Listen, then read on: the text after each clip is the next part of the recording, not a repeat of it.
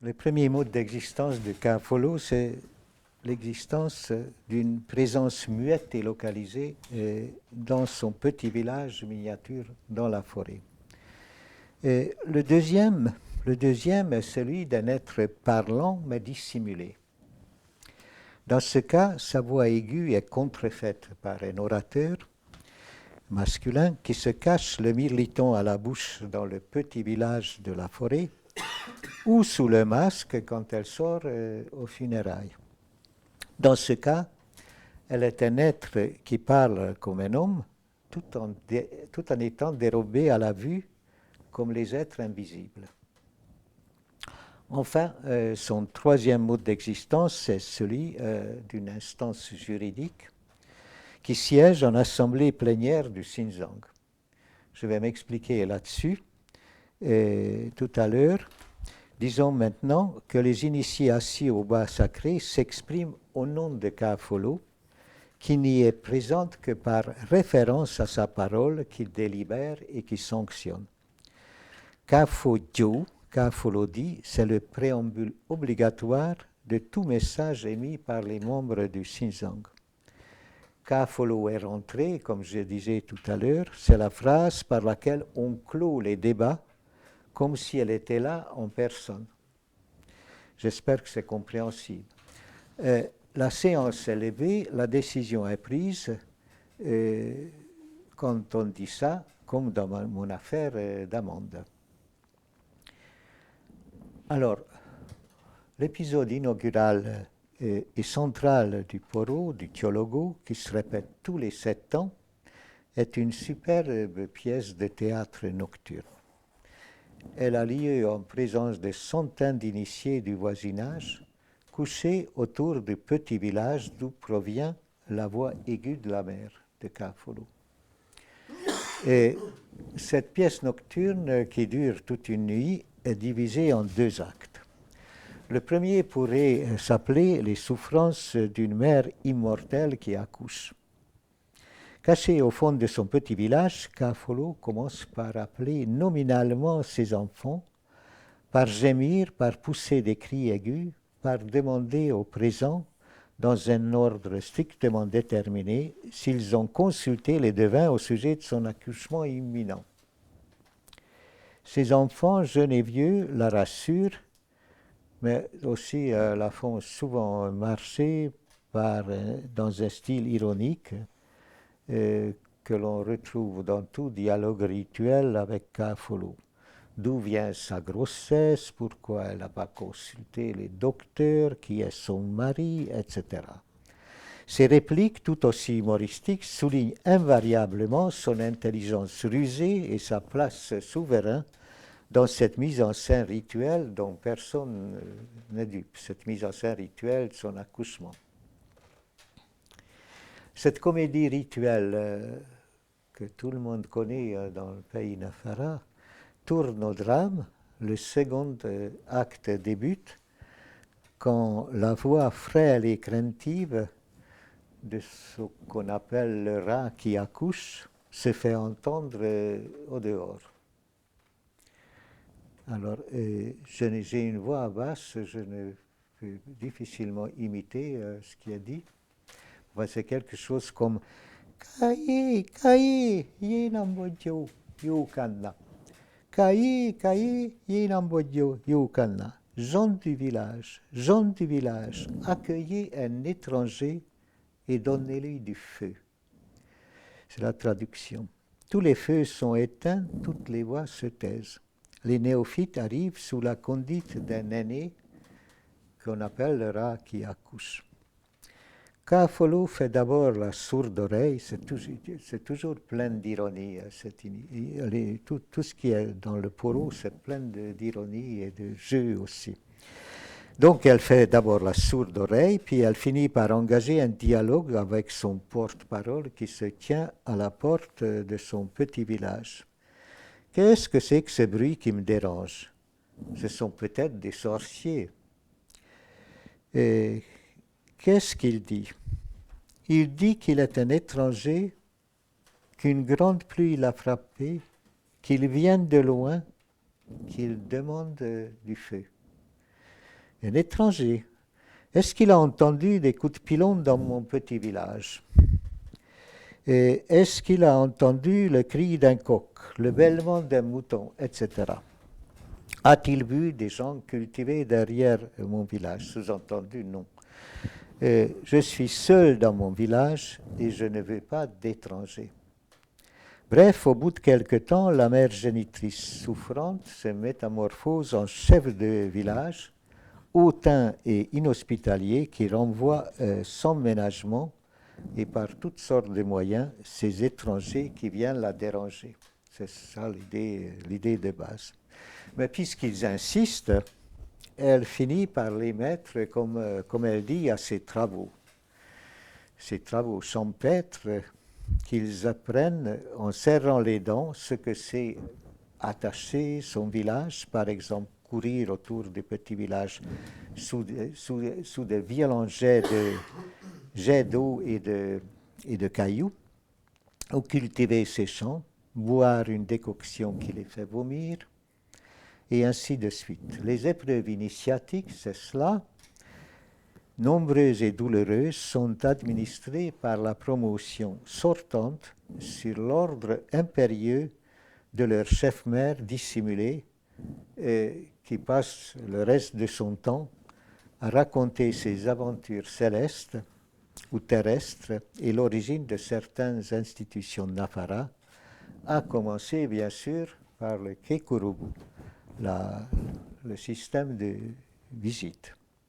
Cette autre forme de visite nocturne de l'étranger, je signale en passant. Là, les initiés sont appelés l'étranger, demande du feu, etc. C'est d'une certaine façon, même pas d'une certaine façon, c'est certainement la même figure d'étranger qui réapparaît dans le système de visite. Le rideau tombe à l'aube quand les néophytes réduits à l'état de cadavre, la tête pendant en arrière, sont introduits un à un dans son petit village, d'où ils ne pourront sortir que par une ouverture spéciale qu'on appelle le trou de la mangouste, qui figure, paraît-il, selon certains, le vagin de leur mère. Mais bon, je n'en suis pas sûr. Cette description est plus que schématique. Et ce scénario qui en vaudrait un autre si la fiction de la maternité et de l'autorité du Kafolo n'était pas la réalité quotidienne du Poro Senufo. Kafolo ne disparaît pas, je me suis toujours... il y a beaucoup d'initiations, il y a des figures similaires, mais qui sont réservées à l'initiation et au lendemain de l'initiation, disparaissent. Ce n'est pas le cas chez nous. Kafolo ne disparaît pas après, au lendemain de son accouchement. Être dans le poro, ce n'est pas seulement renaître une fois pour toutes dans le ventre symbolique de cet être, c'est obéir aussi constamment, tous les jours, y compris devant les non-initiés, les femmes, à sa voix aiguë qui résonne dans tous les villages Nafara. Kafolo enterre quotidiennement les morts et elle est supposée nourrir, comme on dit dans la forêt, quotidiennement ses enfants par les prestations funéraires qu'elle reçoit et qu'elle redistribue dans le Xinjiang. C'est tout un business aussi, notre forêt et les autres aussi. Souvent, on y va d'ailleurs pour manger. Les poulets grillés sur le petit chemin dans la forêt sont excellents.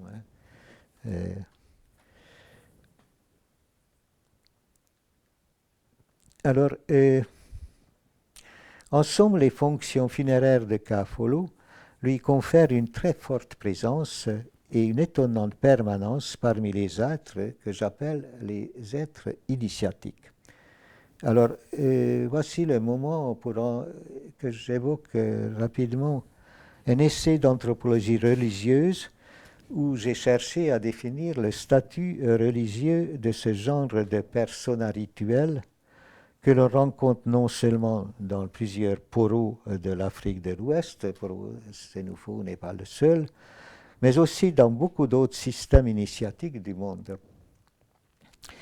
Et dans un texte publié dans Gradiva et illustré par mes photos, je décris en détail les principaux modes de manifestation de Ka-Folo que mes prédécesseurs ont souvent assimilé, bien sûr, à une divinité. La vieille femme du village, Olas et d'autres ethnologues ont passé chez les Sénoufos déjà, je pense, labourés. Et ils en parlent depuis longtemps. Ils ont pris donc c'était pour une divinité. Pourtant, Ka-Folo, comme je l'ai dit, n'est pas un être invisible, mais un être dissimulé, masqué ou caché, qui parle, comme un humain, d'une voix de femme produite par un orateur masculin. D'où le problème théorique sur lequel ce travail mon article est centré. Quelle est la différence entre les entités simulées dans les initiations et les entités invisibles propres à la religion? À en juger par les faits Sénoufo, les premières ne sont guère assimilables aux secondes. Je le démontre au moyen de 3 critères. D'une part, l'Inafara adresse ni prière ni sacrifice à Ka-Folo. Autrement dit, elle ne répond pas au double critère traditionnellement retenu pour qualifier un être invisible, une divinité.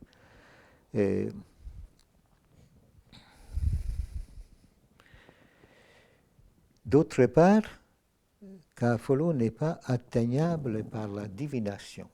C'est un autre critère important. La simple idée de consulter un devin pour sonder les intentions de Ka-Folo ferait rire tout Nafara saint d'esprit, puisqu'elle est là et parle comme vous et moi. Il n'y a pas à se recourir au devin pour savoir ce qu'elle elle dit bien ce qu'elle veut. À considérer les 3 fonctions symboliques de Ka-Folo, la maîtrise de la mort, l'énonciation de la loi égalitaire du poro et, comme on va voir, la reproduction incestueuse de la société des hommes, cet être dissimulé appartient à une catégorie spécifique que j'appelle les entités initiatiques. Il est grand temps que l'anthropologie religieuse reconnaisse l'autonomie conceptuelle de cette catégorie, et si largement présente, je le signale, dans les sociétés à masque. On va encore revenir à l'affaire des masques. Arrivé à ce point, je n'ai pas fini avec le mystère de Ka-Folo. Comme mes co-initiés et mes collègues ethnologues, j'ai longtemps cru que notre mère rituelle nous a conçus par l'opération de je ne sais quel Saint-Esprit Sénoufo. Or,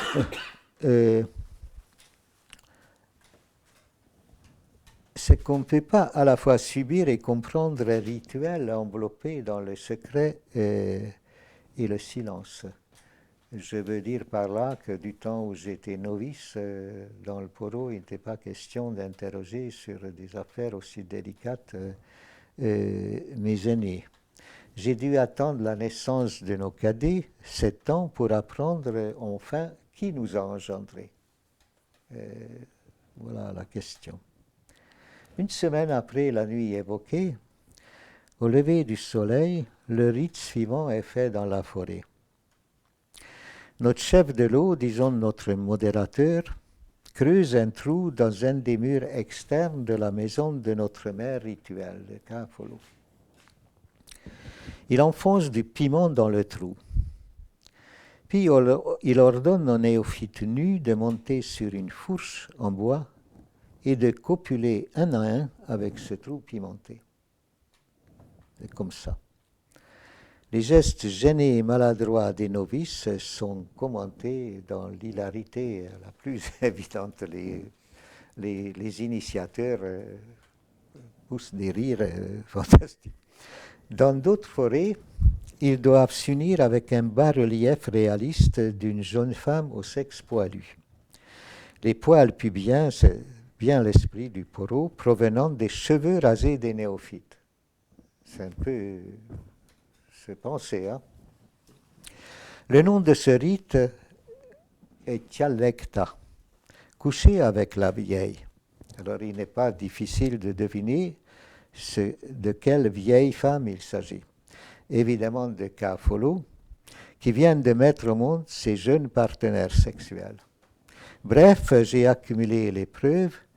Notre mère pratique l'inceste avec ses benjamins.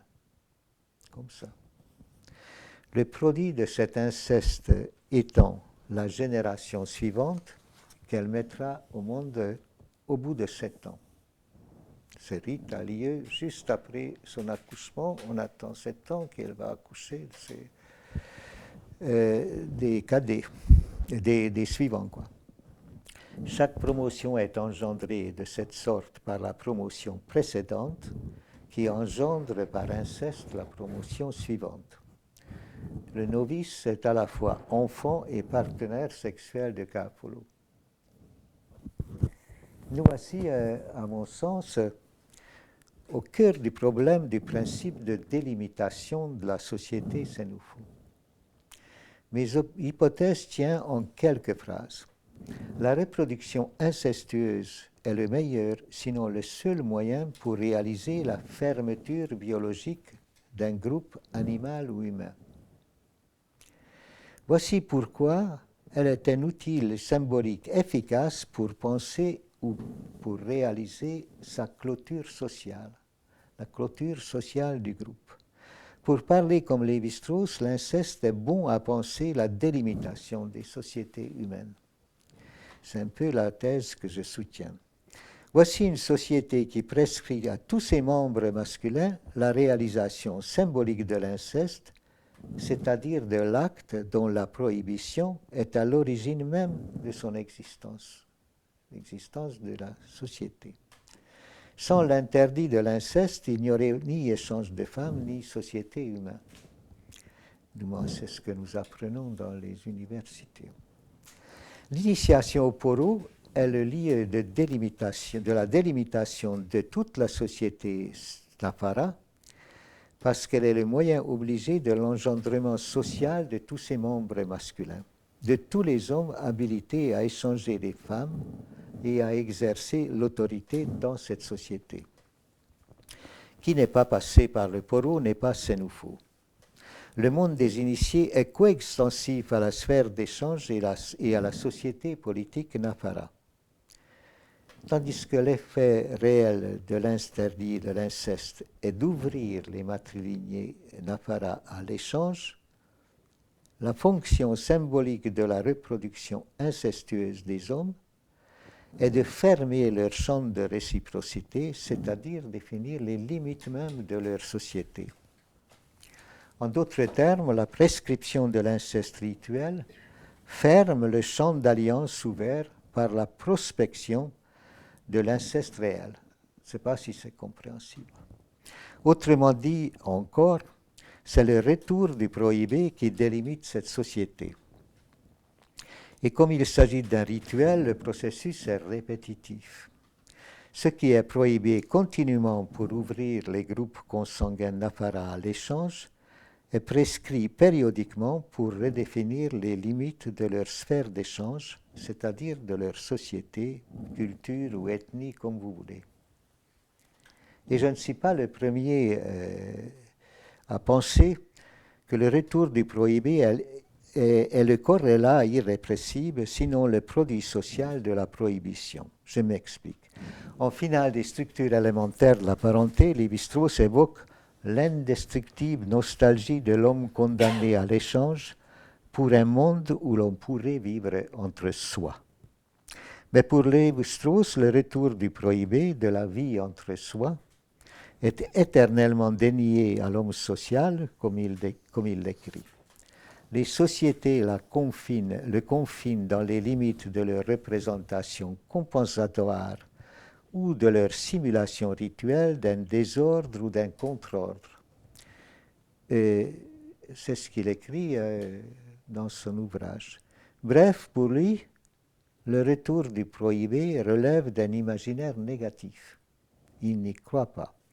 Le retour du prohibé est un reflet ou un effet et jamais une cause constitutive de l'ordre social institué par la prohibition.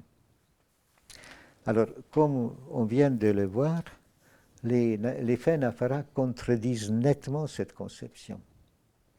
Dans ce cas, le retour du prohibé, explicitement formulé par l'action initiatique de la reproduction incestueuse des hommes sénoufos, a une incontestable efficacité sociale, car il est au principe même de la délimitation de la société sénoufo. Il en résulte une conséquence qui, à mon avis, mérite au moins réflexion. S'il est vrai que la prohibition de l'inceste ouvre et oblige les hommes à l'échange, en fait, elle ne fait que déplacer les limites du même et de l'autre, du dedans et du dehors. Ce n'est pas un hasard si tant d'hommes conçoivent leur culture d'origine comme une forme sublimée de leur famille, et il n'y a que les ordinateurs de Wall Street qui échangent n'importe quoi avec n'importe qui. Dans leur culture propre, les hommes retrouvent la douceur d'un monde où ils vivent entre soi, je cite toujours Lévi-Strauss, au prix de la réciprocité, mais aussi au bénéfice du partage. Alors, au fil des ans, j'ai publié plusieurs autres textes sur l'initiation et le poro sénoufo. Le plus important en volume a été un texte, La politique et le politique, les assemblées secrètes du poro sénoufo, que le regretté Marcel Détienne et Marc Abalès m'ont demandé de rédiger pour un volume édité au Seuil sur les approches comparatives des assemblées politiques observables dans le monde. L'agora démocratique de la cité grecque étant notre point de départ.